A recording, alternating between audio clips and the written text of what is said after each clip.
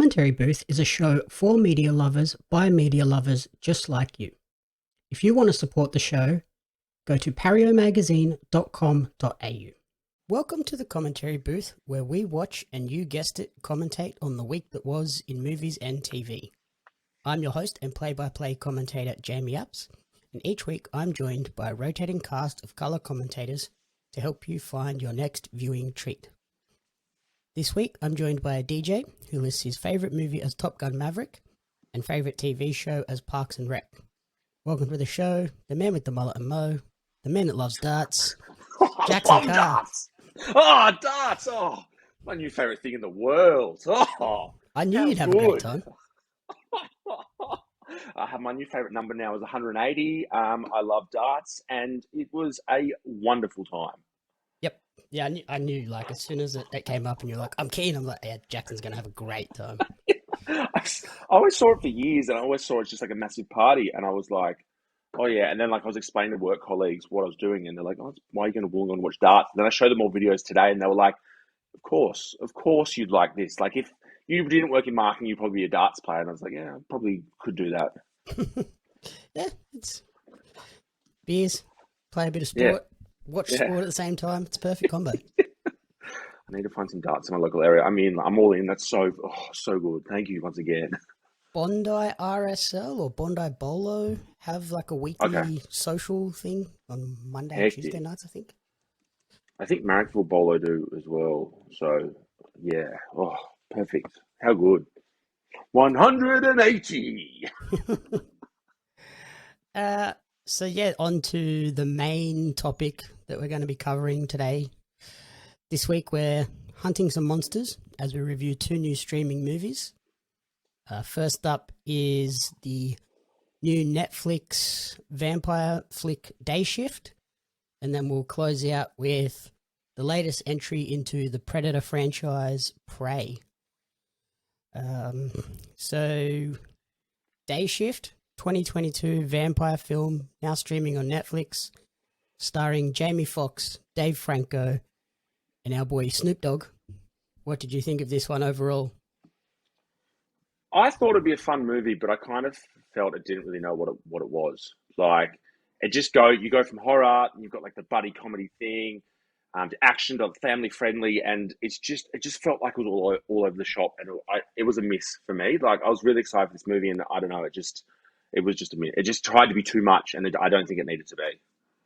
Okay, yeah, I can see where that is. Like, yeah, there are points where it's trying to be super funny buddy cop, and then it's kind of action kung fu movie in the fight sequences, and then tries to be like scary at points as well. So I can see where you had issues with it, but yeah, I loved this movie. I just felt it was just fun, like just a fun, silly Saturday afternoon movie.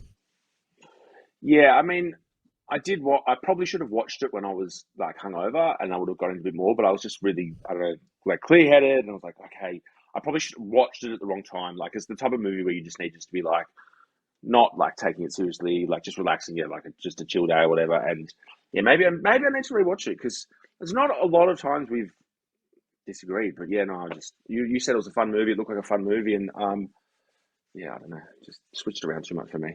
Yeah.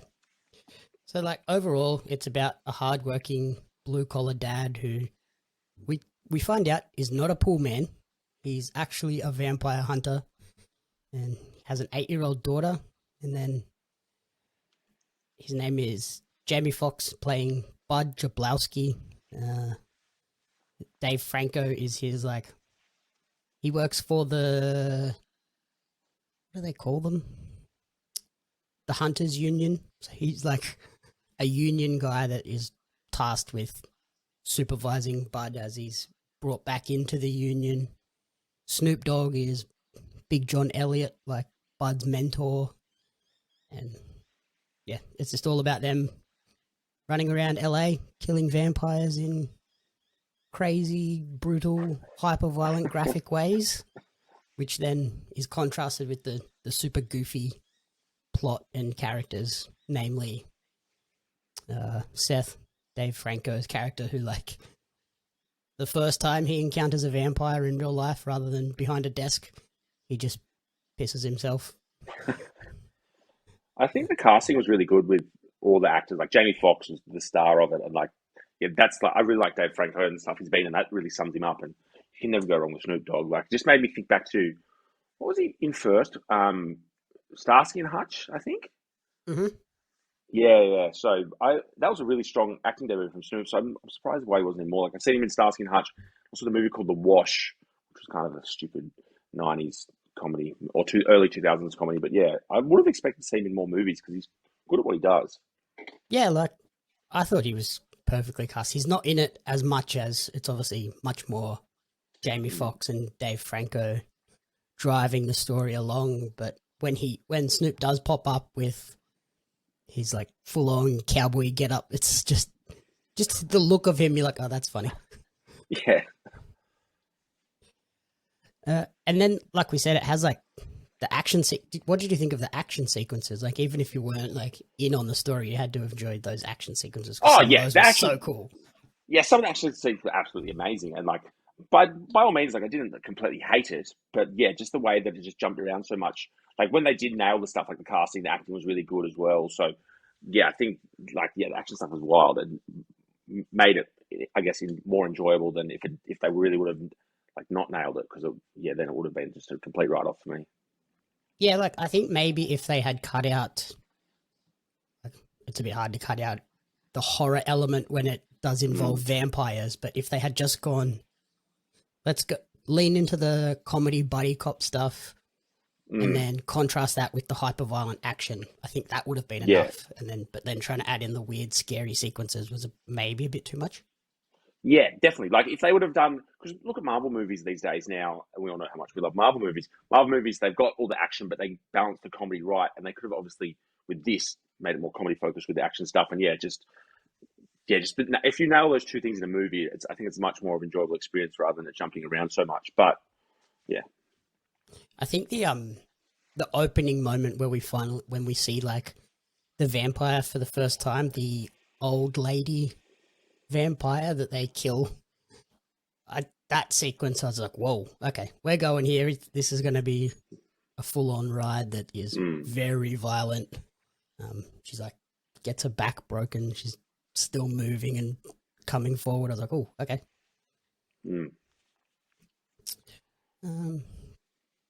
I saw a bunch of like random trivia in this movie as well, which was fun. When Bud and Big John enter the Hunters Union for the first time, there's a portrait of Abraham Lincoln on the wall, which is like a nod to the Abraham Lincoln Vampire Hunter movie, which from 2012, which I never actually saw because I thought that was just such a weird concept that yeah, Abraham Lincoln is a vampire hunter these days. yeah, Leaning into the vampire thing, they also have a ton of references to the Lost Boys. Like we are at an amusement park at the beginning. The movie marquee, about an hour into the movie, has the Lost Boys playing at the cinema. And then the last line of the movie is the same last line as the Lost Boys as well. So is it? yeah, Oh, just lots of like wow. little references like that were funny. This is also Jamie Foxx's first Netflix movie since Project Power in 2020. So I thought that was. Wow. I wonder if that was like a case of because a lot of things kind of shut down over the pandemic period. Netflix were the only ones that were like, we still need to keep pumping out movies because everyone's at home watching Netflix, so let's get some stuff going. That makes sense. And very in-your-face product placement as well. Always. Brown Sugar Bourbon, which is Jamie Foxx's own bourbon label, was all over this movie. That was like, what was that Red movie or something that The Rock was in with? Was it Ryan Reynolds or someone? And Yep, Red Notice. yeah, Red Notice, and like there was vodka or tequila in it, and it was one of their brands. Like they must have these deals where they're like, yeah, we'll flog your alcohol brands because every celebrity these days seems to have a alcohol brand. So I think they had two in that movie, didn't they? I think they had the Rocks one yeah, and Jamie Foxx. yeah, And yeah. Ryan Reynolds, like Whatever it was. Gin Ryan or Reynolds, whatever yeah. it is. Yeah, that's it. That's it. Gin. That's right. I'm speaking of Ryan Reynolds. I'm looking forward to on Disney Plus. They've got a kind of like an all or nothing type series about his soccer club coming up. So Oh yeah, I'm keen to check that one out. That one looks like it'll be fun, considering yeah, as definitely. it's not top tier football. It's like fifth division or something. So Yeah, Crawley Town. No, I can't remember what they're called. I can't remember what it's called, but No. yeah, that'll be interesting. Um, and two more pieces of trivia. This is the second movie that Jamie Foxx has been in with a character named Big John. The first one being Django Unchained, where one of the characters is Yeah. Big John. So Oh yeah. pretty funny. And it's Dave Franco's second vampire comedy movie. Oh wow. It seems like he's just the vampire comedy guy. He was in Fright Night in 2011, where he was also turned into a vampire at the end of the movie. So it's kind of like they basically just took his character from that movie and put him into this one, and this time he's hunting the vampires at the same time. But yeah, so interesting that we were on different sides, because when I watched this, I was like, Jackson's going to love this movie. So Yeah, no, just jumping too much. But I did read that it was JJ Perry's directorial debut. oh, So okay, he was like, he's done a lot of stunt stuff. Like, so he did stunt stuff for like Mortal Kombat. He was the stunt double for Johnny Cage, like in the '90s movies. Then he was Sub-Zero as well. So he's been a lot of like stunts work, and now this has been his directorial debut. So that one for you. explains the action sequences. Yeah, like that. That's why the action was so good, because like looking at his, like, he hasn't done stuff for years, but like, yeah, looking at the things he's been in things like the two Mortal Kombat movies, even things that are like the Rage Within, the Silent Force, Walker Texas Ranger. Like, he's just been like all stunts, like in like Pineapple Express as well. So like, he's obviously done like the action movies, but then also like the comedy movie stunts as well. Paranormal Activity 2, Django Unchained, he's in that as well. So Total Recall, he was the stunt coordinator. So yeah, he's very much been around that world. So this is his first directing, and he Okay, also that really does explain this movie then, if he's got yeah. comedy and action sequence He chops. also he won an award for the 1990 Olympic Taekwondo team. So he's even in the Olympics as well. So Okay, it's a man legit of all fighter. trades. Yeah. But we were going to do Jackson's comfort thing of the month. If you wanted to chat about the new segment that you wanted to introduce. So I'm going to start a new segment, and it's going to start with beer, because we all know I like to drink beer. And basically every month I'm going to talk about a movie, a TV show, a song, an album that, I don't know, just brings you joy. And I just want to give a shout out actually to Bright Brewing. They sent me a bunch of beers in the mail, and they're like, we want you to post content about. So I'm enjoying their Alpine Lager at the moment. And I was actually last night, when I was a bit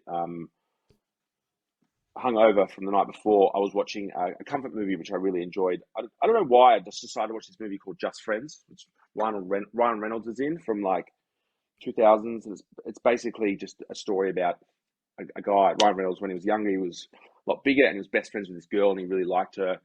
And then basically he lost all his weight and came back, and he just was trying to get out of the friend zone, but he just kept on going in circles and circles. So I think it really sums up my recent dating experience with a lot of people. So yeah, I just watched it last night. I was hungover, and yeah, it's a stupid rom-com. You know me, love them. Turned into an athlete and now you're trying to escape, Yeah, run through the friend yeah, zone. yeah. Jesus. Fun. And then our second topic for today, the latest entry in the Predator franchise, Prey, from just this year, now streaming on Disney and in Australia, and Hulu in the US. The fifth installment in the Predator universe, prequel to the first 4 movies. What did you think of this one, directed by Dan Trachtenberg, who has a bunch of credits? 10 Cloverfield Lane. He directed the Black Mirror episode Playtest. He directed the pilot episode of The Boys. You know, I love streaming platforms because it's so easy. I can watch whatever I want in the comfort of my house. But sometimes a movie comes along and you're like, I wish I watched this on a big screen with brilliant speakers, because this movie aesthetically, it was wonderful.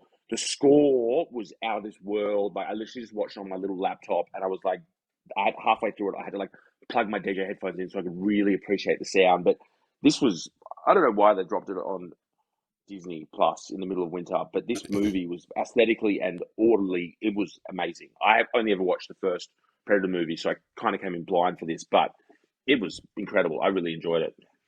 Yeah, me too. I think I've only watched the first one. I might have watched bits and pieces of the other Predator ones, but I don't think we're missing a lot from my research. This is one of the higher rated of the Predator movies ever, so it's a good sign.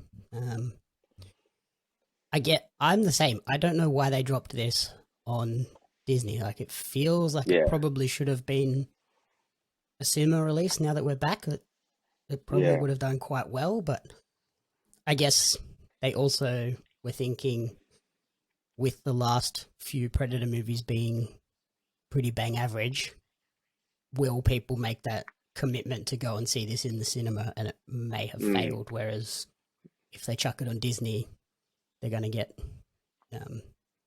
pretty high ratings. I think it is like one of the most popular. Yeah, it was the most watched premiere across all films and TV on Hulu when it dropped that week. Wow. And this is in the middle of American summer as well. So, like, people will be out and about and wanting to go into a cool air conditioning place if it was in the movies and escape the heat and whatnot. So, yeah, I don't know if they dropped the ball, or if this was like, goes back to the fact that like they were filming during COVID, they might not been able to get big stars, and they were like, oh, maybe the marketing team might be able to market this that well because it's not like big names, but I don't know, they really dropped the ball here. Yeah, like really the only sort of big name attached to this was the director, Dan Trachtenberg, whereas... Yeah. And the whole Predator concept. And yeah, the Predator, but everything else is kind of relatively unknown people coming off the back of a bunch of bad Predator movies. Like, I can see their justification for being a little bit wary. Let's just go for a streaming platform, get our money up front from Disney and Hulu, and we'll go from there. If it's a success and we do a sequel, we can take that to the cinemas and see how that goes. Yeah. What did you think of the story, though, with it being an origin story, obviously being a prequel to all the other Predators, set in the Comanche Nation 300 years ago, and we follow this female warrior as she tries to prove herself as a hunter for her tribe?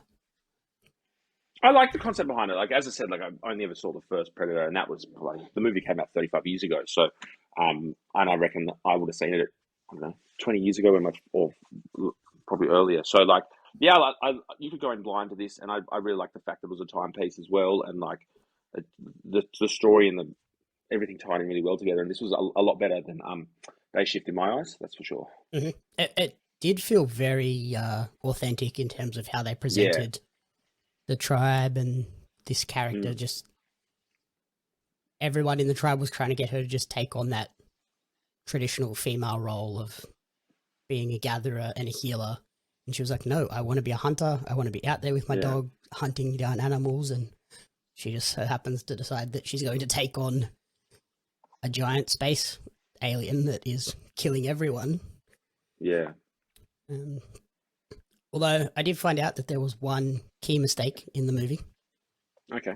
They say at the beginning that it's set on the Great Plains of North America in 1719, but then they say that they are a Comanche tribe, whereas the Comanche were all down in the south. So there's a bit of a mistake there in terms of the tribe's location, but I guess they kind of just went with a well-known Native American tribe rather than one that would fit that area. Can't believe Predator's 35 years old this year. Yeah. It's just older than us. That's not fun. Yeah. Oh, jeez. Yeah, I forgot. One issue I did have with this movie were some of the visual effects were a bit iffy, namely the animals. Like, obviously there's a dog in the movie, but that's a trained dog and that looks fine. But the snake looks a little bit off. Yeah. And then the one that was really egregious was the bear. Yeah. And that's when I noticed it the most. And my issue was the bear model itself, totally fine. Looked like a real bear. The big problem was it didn't look like it had any weight. When it was running through the river as she like stumbles upon it, you can see that it's not like hitting the water properly. Like, it kind of looks like it's kind of this skimming across the top of the water. And I was like, oh, that looks really bad. Yeah. And that kind of especially pulled for me like a out of big it a little animal. bit. And then when you contrast that with the Predator itself, which was all practical effects, it's really stands out. But what are you going to do? You can't put a bear, even if it is highly trained, that close to an actor. That's a bad idea. Yeah, no. Especially when the scene is them fighting. Like, hit the bear one little hit the wrong way and someone's getting eaten by a bear. Yeah, no. And I liked all the little references to the original Predator as well. Like when she falls into the like quicksand, mud, swampy part. I was like, is this going to be the part where they sort of teach her that if you're covered in mud, the Predator can't pick up your heat signature? But then they didn't go that route. So I was like, I'm okay with it, but I would have loved that to be the reasoning of how she discovered that. And do you think this opens the door for more Prey movies in the future? Yeah, I reckon they will, because obviously with this, it's a prequel, so like they can only go so far with the Predator kind of stuff because they've obviously done all the Predator movies. So they definitely could spin it off, and then with the response to it of how much, like you said, as the most streamed TV show or movie on Hulu, I definitely think they do like need to, have its own little spin off and definitely like release it at the cinemas this time. Yeah, I think what they'll do is they'll stick with the Prey naming convention and try and not tie it too closely to the Predator lineage. But what they can do now is they don't necessarily have to stick to a specific like timeline of, okay, this was 1719, the next one has to be 1720. Like we can just go, now we can put a Predator in any time period, any place, and just go from there and tell that sort of story. Like the one tying thing is just Predators have come from all over the universe and they're now in this spot. Let's tell a story there. Like I would love to see one in either like samurai feudal Japan. I think that would be really cool.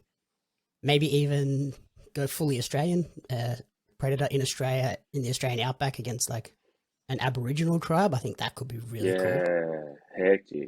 Or what else?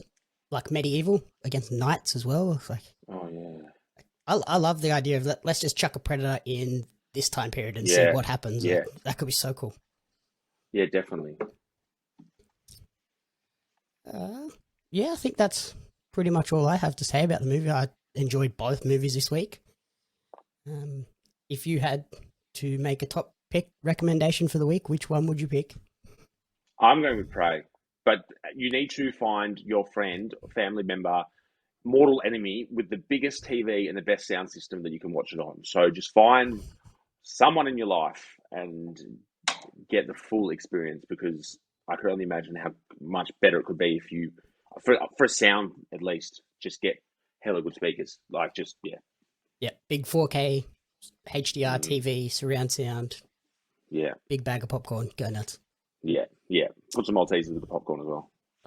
You're one of those people.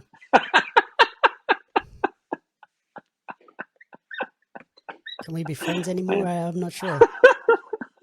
Just I just won't do it when we go to the movies next. Okay. For me, I thought both films were great.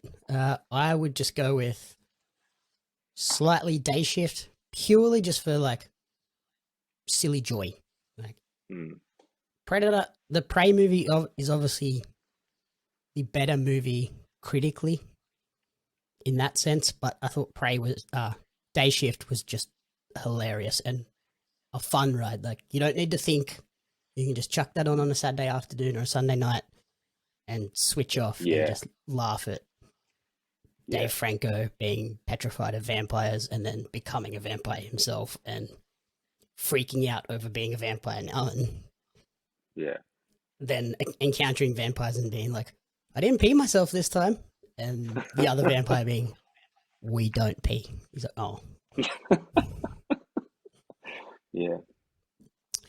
Alrighty, thank you everyone for listening to the commentary booth. If you enjoyed the show, please remember to rate, review, and subscribe on podcast services and on YouTube.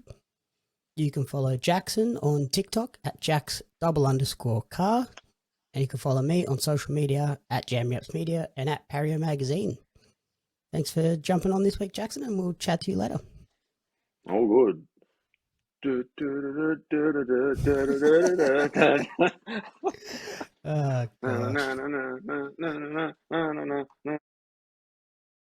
Commentary Booth is a fan-funded production of Jamie Apps Media. You can support the podcast alongside our magazine, Pario Magazine, on Patreon at patreon.com/JamieAppsMedia. The following people supported at the community support group level or higher, and you cannot fathom how incredibly appreciative we are for their support. Brian and June Hart, Blake Robinson, Rena Renee, Courtney Paulson, Darren Hatcliffe, Jaxon Carr, and Tracy Apps.